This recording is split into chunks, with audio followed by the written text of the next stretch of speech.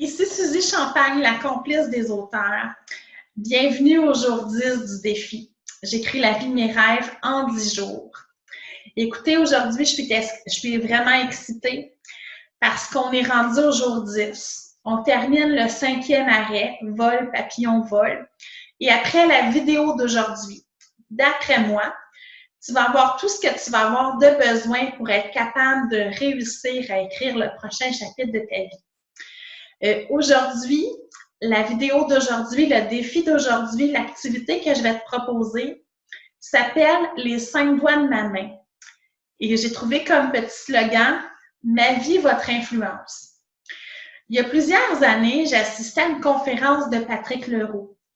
Patrick Leroux m'expliquait, à moi et aux gens qui étaient assis, qu'on était la moyenne des 5 personnes qu'on côtoyait le plus souvent. Autrement dit, si ton entourage est positif, même si ça ne va pas bien dans ta vie, tu as plus de chances d'être plus positif. Si au contraire, c'est une personne qui a une joie de vivre exceptionnelle, mais que tu t'entoures d'une façon volontaire ou involontaire de personnes qui sont très négatives, malgré toute ta bonne volonté de vouloir avancer, ça va être difficile parce que ton entourage est négatif, donc ton entourage va te stimuler d'une façon plus négative. C'est pas étonnant que lorsqu'on n'aime pas nos collègues de travail, lorsqu'on se sent pas bien avec notre patron, lorsqu'on n'est pas à l'aise dans l'ambiance qui nous entoure au niveau de la famille, avec un conjoint qui nous convient plus, c'est pas étonnant que malgré toute notre bonne volonté, on a de la misère à avancer, on a de la misère à prendre des décisions, on a de la misère à être heureux. Au contraire, si on traverse une dépression, qu'on décide de s'entourer d'un médecin qui va nous donner la bonne médication, qui va nous motiver, qu'on s'embauche un entraîneur sportif qui va nous motiver au quotidien, qu'on voit une thérapeute, que notre meilleur ami nous encourage, que notre conjoint nous supporte énormément, que nos enfants sont compréhensifs, mais forts sont les chances qu'on va s'en sortir plus facilement. C'est une équation mathématique. Donc, entoure-toi des bonnes personnes, ça va aller mieux. Entoure-toi des moins bonnes personnes, ça va moins bien aller. Écoute, je suis d'accord, il y a des gens que c'est difficile de passer de notre vie. Hein? On a tout un frère, une sœur, un cousin, une cousine, une mère qu'on aime, puis des fois nous tire vers le bas. Et c'est pas évident. Mais c'est pas en contactant ces gens-là 10 fois par jour que tu vas être capable de réaliser la vie de tes rêves. Parce que quand tu vas parler à ces gens-là de tes rêves, ils vont malheureusement vouloir te dénigrer, te décourager. Des fois, ils ne font pas méchamment, ils veulent te protéger, hein? Mais ça peut t'empêcher d'écrire le prochain chapitre de ta vie, tout simplement. Alors, aujourd'hui, je te propose un petit exercice ludique pour être capable de prendre des décisions importantes, pour être capable de t'entourer des bonnes personnes. Donc, j'aimerais sur une feuille que tu dessines ta main, tout simplement. Et j'aimerais que tu inscrives le nom des 5 personnes sur qui tu peux compter pour t'aider à réaliser ton rêve. Ça peut être des influenceurs web un influenceur web sur lequel tu veux t'inscrire sur sa plateforme parce que tu sais qu'il y a des gens qui sont positifs puis parce que le message de cette personne-là t'inspire. Donc, tu ne la connais peut-être pas, mais elle va augmenter ton niveau d'énergie à tous les jours parce que tu vas t'inspirer d'elle à distance. Ça peut être le nom de ta meilleure amie, tu sais qu'elle va t'encourager. Ça peut être de te trouver un binôme, donc une personne qui a le même genre de rêve que toi, qui veut t'aider à réussir, puis avec qui tu es prête à aider à réussir. Donc, une espèce de duo qui va avancer, qui va cheminer ensemble. Ça, c'est fort puissant. Ça peut être d'engager un coach, ça peut être de t'entourer d'un professionnel, de te trouver un mentor si tu veux te lancer en entreprise. Donc, ça peut être le nom d'une personne de ton entourage que tu sais que quand tu vas la contacter, ça va être positif, là, il va se passer des bonnes choses. Donc, dessine une main, marque le nom des 5 personnes sur qui tu peux compter, qui va t'aider à réaliser la vie de tes rêves, qui va te motiver au quotidien, que tu sais que tu peux compter sur eux. Et de l'autre côté, j'aimerais que tu fasses la même chose. Si tu n'en as pas, c'est pas grave. C'est juste une bonne nouvelle. Mais j'aimerais que tu dessines une autre main et que tu marques le nom des 5 personnes qui, selon toi, si ça continue à être dans ton entourage, malgré toute ta bonne volonté, tu vas avoir de la difficulté à réussir à écrire le prochain chapitre de tes rêves. Parce que ces 5 personnes-là veulent te décourager. Ces 5 personnes-là sont nocives. Ces 5 personnes-là, malgré toute leur bonne volonté, ils veulent te protéger puis ils veulent pas que tu fasses le grand saut. Donc, marque le nom d'un côté et de l'autre. Négatif, positif. Une fois que ça va être fait, je vais t'inviter à prendre un papier, un crayon ou à utiliser ton ordinateur portable. Et pour chaque nom, dans la section négative, tu vas leur écrire un petit paragraphe. Tu n'as pas besoin de leur donner, là, tu le fais pour toi. Mais tu vas leur écrire un petit paragraphe. Exemple, écoute Roger, même si tu veux me décourager, je vais réussir pour telle raison. Écoute Amélie, je t'aime, je sais que tu veux me protéger, mais en ce moment, s'il te plaît, respecte mon désir de vouloir essayer et j'accepte pleinement que si j'échoue, ce sera mon choix, mais c'est ça que je veux faire, je vais avancer.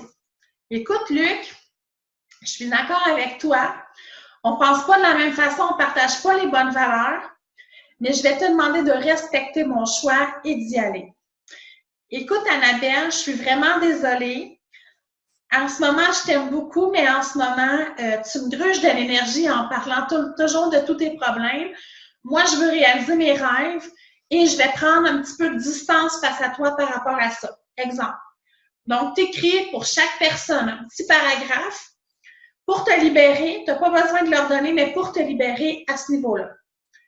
Maintenant, une fois que ça c'est fait, tu vas faire la même chose de l'autre côté. Tu vas écrire un paragraphe, exemple, à l'influenceur qui t'inspire sur les médias sociaux.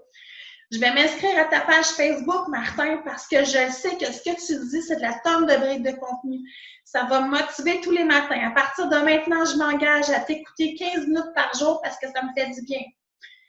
Bonjour, Eliane. T'es ma meilleure amie. J'ai un rêve à te partager. Voici mon rêve. Lorsque je vais vouloir abandonner, je compte sur toi pour me donner un coup de pied dans le cul pour être capable d'avancer. Là, tu vas faire ça pour les 5 personnes. Ces lettres-là sont précieuses. Tu peux leur partager si tu veux, surtout aux gens qui sont positifs, mais tu peux les garder pour toi. Mais ce qui est important dans l'exercice, c'est de les garder pour toi.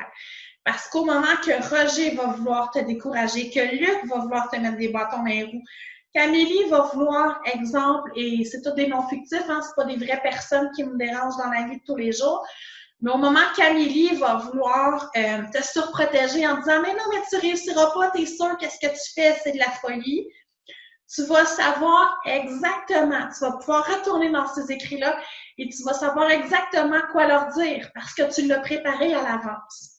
Et ça, c'est un exercice qui est hyper puissant à faire parce que ça va te permettre à l'avance de te préparer mentalement, émotivement, à recevoir les énergies négatives, mais surtout à te concentrer sur le positif.